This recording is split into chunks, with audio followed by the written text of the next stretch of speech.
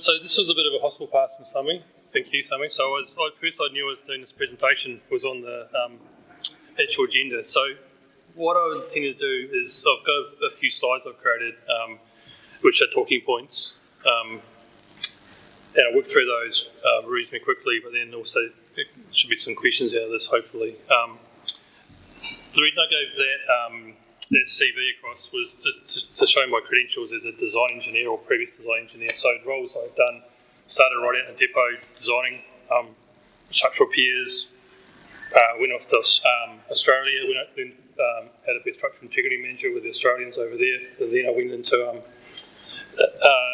bunch of operational tours and then took over our structural unit for a couple of years. And then I moved into the regulation space. So I went from being the designer to being a regulator. Different skill set. Didn't quite realise how different it was. So first role was that we didn't have an authority at that stage. So we became the independent tech awareness advisor, which was a new role for the Chief Air Force to keep an eye on the Chief Engineer. As we're doing that, we started realising we needed a new rule set. That our rule set as such was embedded in our procedures manual. You couldn't tell the two apart. It wasn't linked to the CAA framework. It wasn't linked to any other international frameworks, and largely. So we said this bespoke system, we had to drop it and go for something new.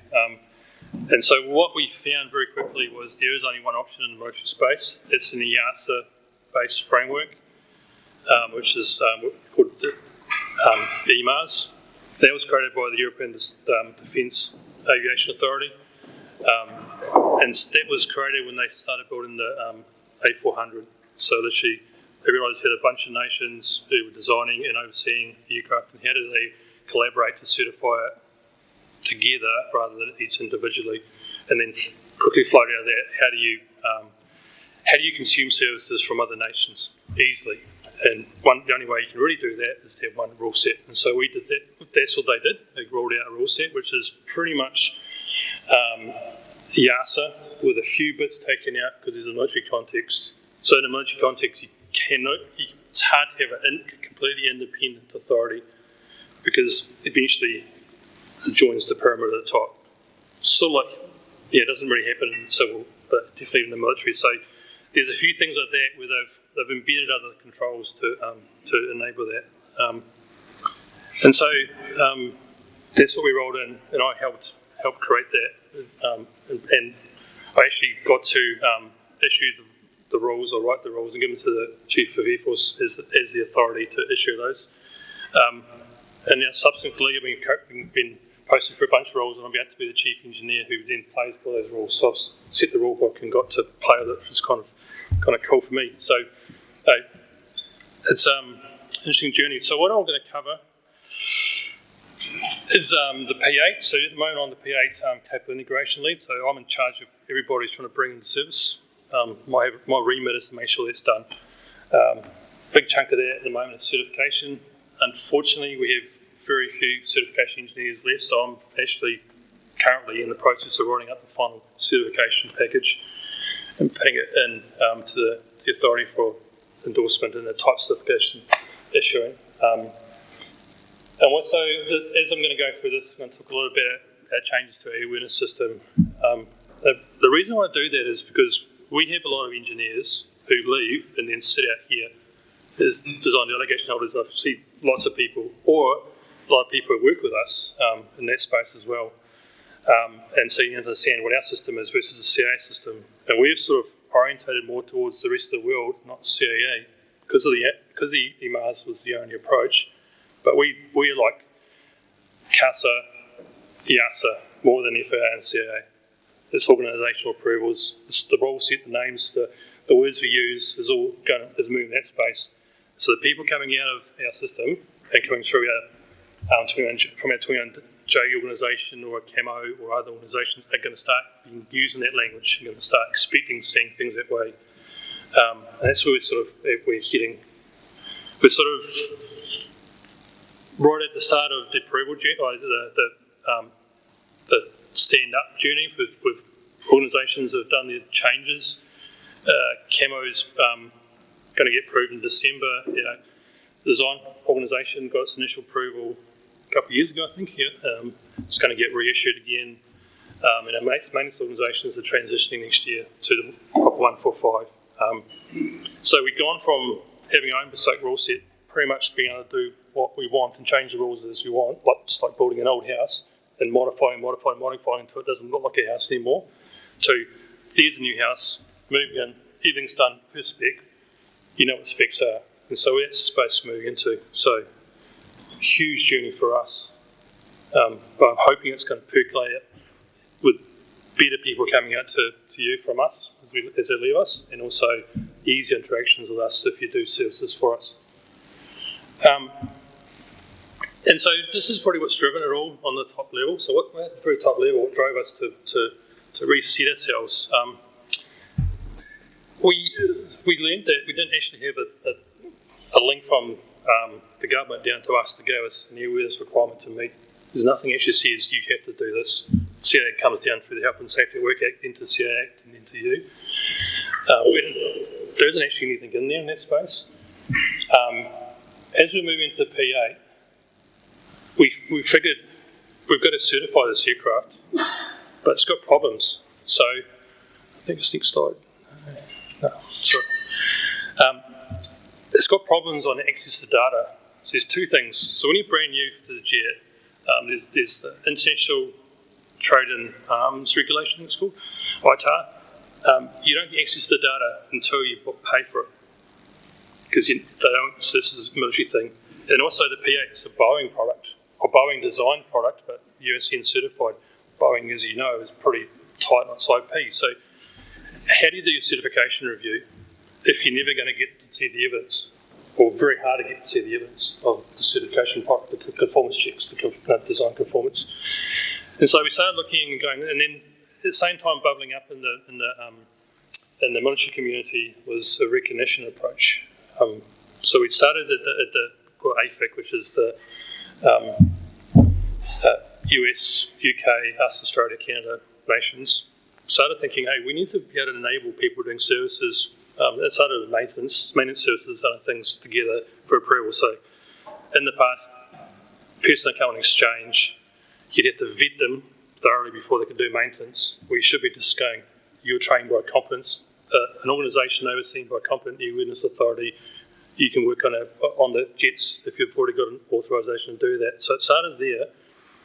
And then we started moving, we can do it in production, design, other spaces. So at the same time as this, the EDA was creating a airworthiness authority checklist, checklist to vet things, just like even okay. We started doing the same in the AFIC space, which was, I'll come it later, we did the same. So you really should go through a run through a checklist of authority functions and say, can you be a competent authority overseeing these organisations?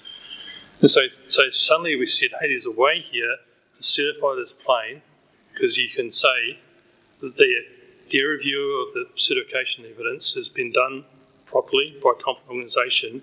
You don't have to redo it. What you have to look at is the non-conformances, the risks, the hazards of that, and the evidence. And so, something to make that all work, we had to put a whole bunch of frameworks in. And the first thing we looked at was, okay, so we have to be as good as the civil system. Let's find a civil system. We found the EMR system is civil. We started rolling that out. So that then enabled all the P-8 stuff.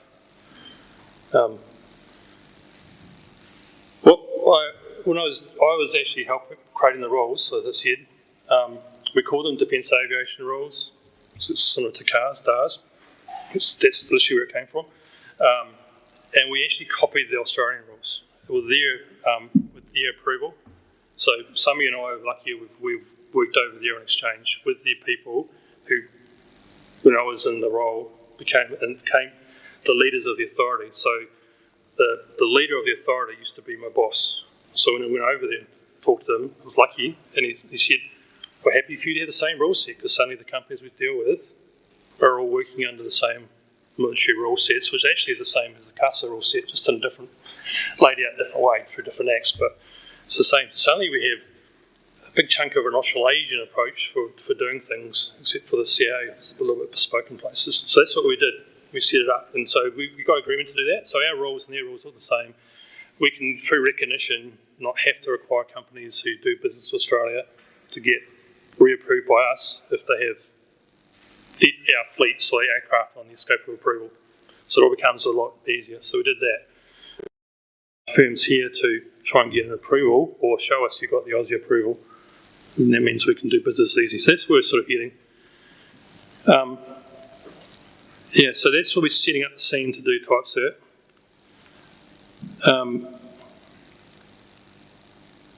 This slide is a little bit old. It used to say we're different, but we're probably not so different, because the reason I'm saying we were different is because we use more of a performance-based spec approach than a pure compliance against a standard approach in military certification, which sounds awfully similar to the discussions this morning around FAR 23, new approach. So what we don't have a standard for types. They roll out so in the US products, they have a Mill Handbook 516C now, which is equivalent to that, but really that's embedded into your own standard for the plane, so performance-based spec, and then you verify compliance against that. And some of that is done through performance testing versus design testing. It shows compliance against the awareness, but also compliance against mission capabilities. It's hard to unpick it all, but really if you've covered a whole lot, you've got that. So, and in our case, because we purchase now military off the shelf, it's all done before us. And so we're just vetting what's been done and then finding out what hasn't been done. So in that vetting, there's this part certification, which is proving against the standard, there's a standard being met, and there's other bits. And so it's hard to unpick it. And so the approach we're taking is that recognition approach. We'll recognise if someone else has done it, and if a competent authority has proven conformance and proven the standards met, we'll accept that as sufficient, as long as the CRE, so configuration, role, and environment of our fleet's operations, is the same as theirs. So, and so what we do, what we really do is we go and talk to them, find out what they found. They often roll out as much evidence as they can. Sometimes it's a lot of evidence, but we can't keep it, but they can show us it, which is probably like your type acceptance approach. And then they get really heavy into the non-conformances and the risks that go with that, and it's all about risk in our space. Sorry, this slide wasn't covered this already. So this is slide picks a bit backwards. So really, this is what I'm saying here is the same thing. It's literally we're all different. It was hard to do certification. Now we're getting aligned to this MARQ, which is EASA based. We know where each nation sits on that. We've proven we trust them. We've recognised them, and we use their product. And so what we do with the PA is I was lucky I was in the authority at the time. Myself, the Technical Awareness Authority at the time as well, and the team went off to firstly Australia, and then the UK, and then the USN. And we sat down with their certification teams and ran through all the evidence they found, the system safety cases, what they found out of that. We actually got to sit in the UK released the service just by chance. And then we went to the USN with literally those two nations, Aussie and UK, says, hey, you want to ask the USN about this because it's been bugging us too. And so we went to the USN with a checklist and get, right, how are you solving this? Have you solved that? We did that for an earlier version because they had a Lot 8 jet, which is a configuration. Ours are a Lot 11, so that it's pretty much production line improvements. 3 years down track and a few performance improvements and a bit of software in the back changes. So they've done that. And so really we did initially it was almost like an independent check of the USN through those two other nations in some way to say those two nations to confirm their product's good, the USN product. If you use a different system, yes, it's good. And then when we get the last iteration of the certification product from the USN, it's good. So that's what we did the certification. The jets arrive in 29 working days, so December the 13th, thereabouts. All four will be here in about 3 months. It's bang, bang, bang, one after the other. So really, my panic period is now up to now on the 14th of December when we apply for type certificate and operating approval, those dates, and we're running around trying to do that. Luckily, if we hadn't done it through the recognition, it would be massive. I know that because I did the Sea Sprite, and the Sea Sprite was half Aussie certified product, and they got so far and they said, "Oh no, I don't like this anymore. I want something different." So I had to then run through the certification evidence that had been created, and it had actually been created. It took over a year and a bit of solid work for a team to get through and pull together, and we got there in the end. And the P-8's a bit more complex than that one was. So yeah, so we've saved a lot of effort by recognition. The power of recognition is huge, but you've got to go do the recognition reviews. You've got to set it up. So in your world, MOUs, the same as MOUs. That's what we have. Basically, we sign agreements that we will accept these services off you. You get to tell us these things if things change in your world, all these things. It's all done that way, but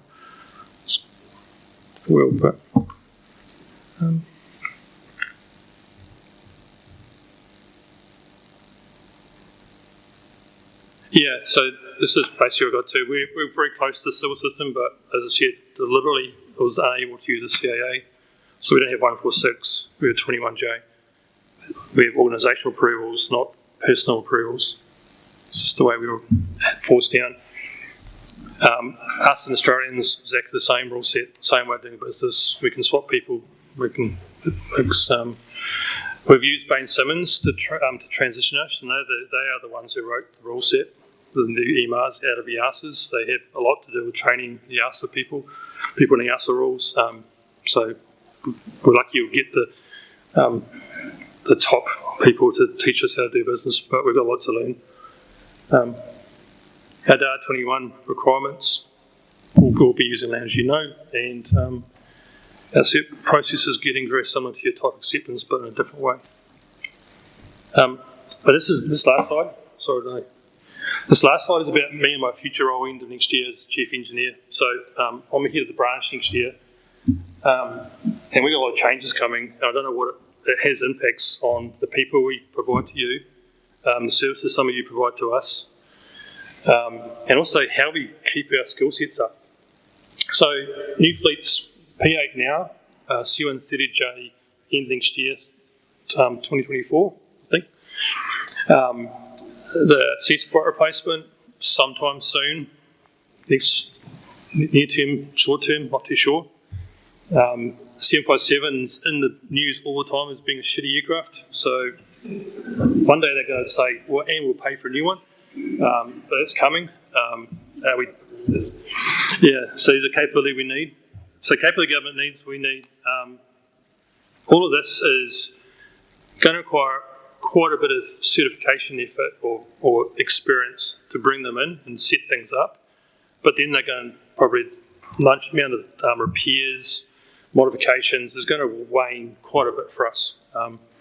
NH90, 109s probably have a bit of work floating around because they're still getting midlife, and there's a midlife upgrade coming. So you sort of see we've got a bunch of new fleets, some new fleets, a period of dipping in our services, and then it's going to start ramping back up. So I've been told anecdotally by a number of nations that the J gives you about 10 years of good service. It's like a new plane, and then it's just a herc. And it crows like a herc, it falls apart, cracks like a herc. It's not much structural change in the back. You're going to want to do modifications. You're probably going to go bespoke, that sort of way, or not. So we've got a period where we're going to have a dip in need for some services, But then some of our jets come with other things. They come with software in the back, with scratch pads and things like that. So there's going to be other things that are going to start bubbling up, or the systems behind it. So our workforce has got to change and transition. But we still need people like me, the seniors, to learn to be good designers, design delegation holder equivalents, and then up to the certifier level. But how do you get from person walking in the door, not doing much work, to there? That's the bit. Now, the answer, there's only really one answer, and it's some kind of outsourcing of people for a period and then dragging them back. And where they go, other nations, militaries, or to you. So that's what we're thinking about. How do we solve this? It's only a big question mark at the moment. It isn't a thing we're actually got into because we're doing DARS transition, but it's by the end of next year it'll be something we'll be looking at. And so that's probably, if this session is again next year, we'll be asking the same question of you. Be more of a who can help versus this is the problem we face. I'm hoping you don't have the same issues, but I suspect you do. Yeah, I suspect you. How do you train certification engineers? The way they trained me is they sent me off to a master's course in Aussie to learn to be a regulator, to think adaptable, and why the rule, what the outcome is the rule requiring versus how do you show conformance, because they're different things. But that's it. So hopefully that was interesting. Any questions?